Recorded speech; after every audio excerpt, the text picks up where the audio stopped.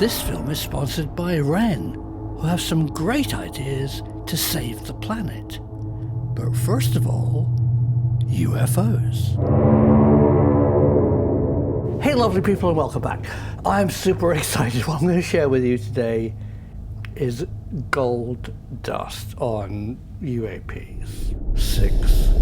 There is the question of the frequently reported merging and demerging of smaller craft with larger ones. 2. Exotic vehicles in order to take an unbiased scientific approach, and the possibility of some sort of exotic vehicle, either terrestrial or from space, could not be ruled out. RAF encounters with UFOs. Phantom, December 75.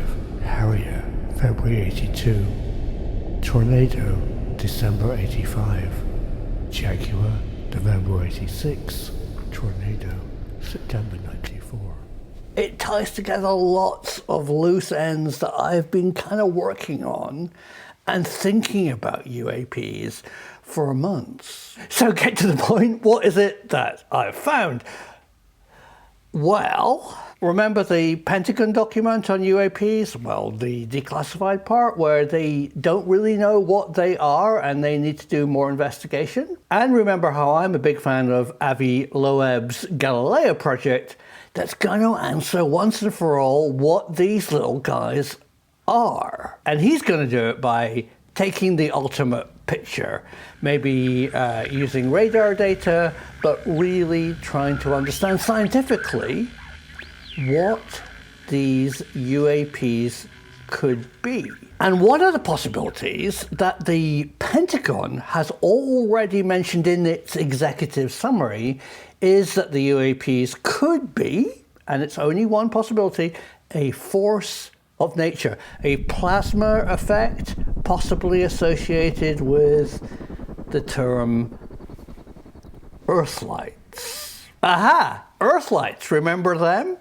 Remember Paul Devereux? Paul Devereux is the world's leading expert and actually named the term Earthlights.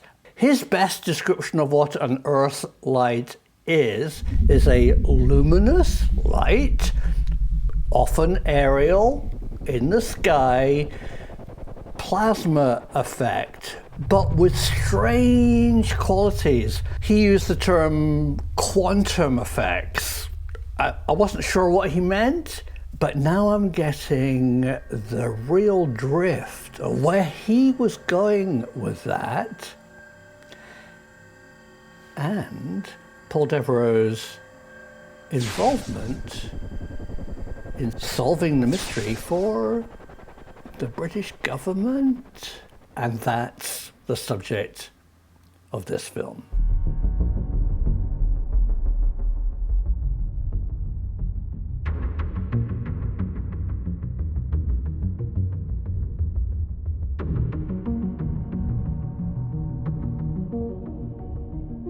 In the late 1990s, early 2000s, the British MOD wanted to draw a line under their UFO office. Nick Pope had been working there and they closed it. They no longer took reports, supposedly.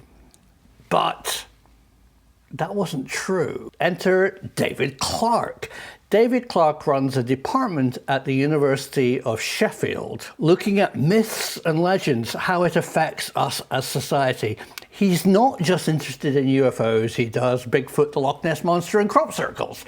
Fantastic chap, but he has a passion, and that passion is to release secret documents under the Freedom of Information Act to actually get stuff out into the public domain. And he found something. So a bit of background for American and other countries. Britain is quite a secret country, but it does have a public records office. Governments really shouldn't, although they can, keep things secret for more than 30 years. After 30 years, they get published. And so, Prime Minister's secret memos, things about the royal family and UFOs, they're all just put into the public records office on the day of the 30th anniversary. David Clarke is often down at the Public Records Office near Kew Gardens in London, seeing what's released that day, and he started seeing a trend. New UFO reports kept on being published into the public domain, and David Clarke saw a reference to a British MOD report that was commissioned after Nick Pope and the UFO office was supposedly closed. He saw odd references popping up to this report called the Condign Report. Remember that word, because we're going to be returning to this amazing document over the next few weeks, time and time again, because it's gold dust. So David Clarke made an application for this unknown report, if it existed, to be published. Luckily, somebody at the Ministry of Defence kind of thought it was a good idea, approved the application, and released a nearly 400-page MOD report into UFOs, UAPs, from a military point of view. David Clarke thinks that this Condign Report was commissioned to draw a line under UFOs. They're fed up with it.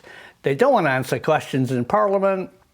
UFOs are closed. So let's do an ultimate report that ties everything together, talks about their application, talks about how military technology could be involved, talks about foreign powers, talks about aliens, talks about Rendlesham. Talks about Rendlesham. It talks about lots of things. Lots and lots of things. I'm kind of late to this party. This all happened in 2005, although it took a year until the report was actually put onto a shelf in the Public Records Office. And there's a link below in the description, and you can download it all. It's free. It's unclassified. Some of it's redacted, mainly just people's names. But there's 400 pages on UAPs. Wonderful. But why is it so interesting? Well, it's so interesting because it talks about one possibility and application of what UAPs, I'm going to put myself out on a limb here, probably are. So the Pentagon report, the executive summary, the declassified part of it anyway, puts together a list of the most likely things that UAPs, the ones that we saw, the Tic Tac, the Fast Mover, what could they be? And they come up with 4 main possibilities. Possibility number 1 is that they are our military tech. Possibility 2 is that they're foreign military tech, probably, let's say, Russian or Chinese. Possibility 3 is that they are an unknown force of nature. And right down at the very bottom, possibility 4 is that they're alien technology. And to this day, the Americans are still thinking about it. They don't really see them as a defense threat, but they don't know what they are. But listen again to what they said. Possibility 3 is that they could be a force of nature, an unknown force of nature. That got my interest. Well, when I'm asked what are Earthlights, usually spherical and usually aerial in the sky, but sometimes they can come out of the ground and have been seen emerging from the ground. So they are exotic, I think, plasma phenomena. I've talked to people all over the world who have researched them, seen them, filmed them, photographed them, and they are an unresearched area, I think, of nature's rich store of mysteries. And I think they have a lot to teach us if we were even looking. And only the fringe are looking at them.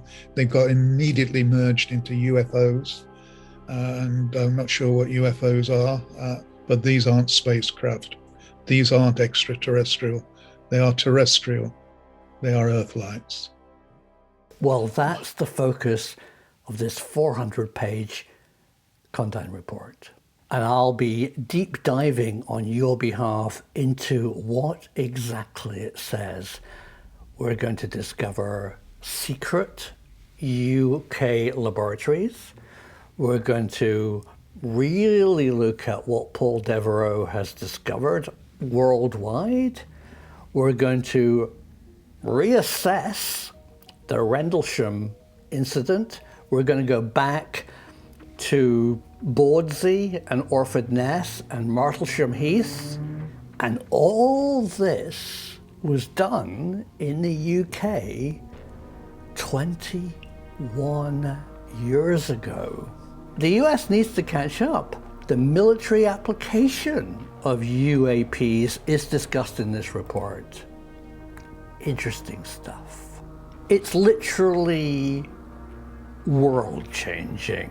And changing our world for the better is our personal responsibility. Cutting down on burning stuff, driving less, changing your vehicle type, lobbying government, but also doing things in your community or just in your family to protect our wonderful planet. And I've come across this organization called WREN. WREN will help you to make the world a better place. Many of us are doing our bit, but WREN are sponsoring projects all over the world to plant trees and to clean up our environment. So how does WREN work? We all have a carbon footprint, and if we can offset the amount of carbon we burn, WREN will work out your personal carbon footprint and suggest a contribution you can make to become carbon neutral. It's up to all of us to do our best, and WREN can help. So coming to a very small screen near you over the next few weeks is going to be a deep dive into this Condign Report. There's so much good stuff in there. The truth is out there.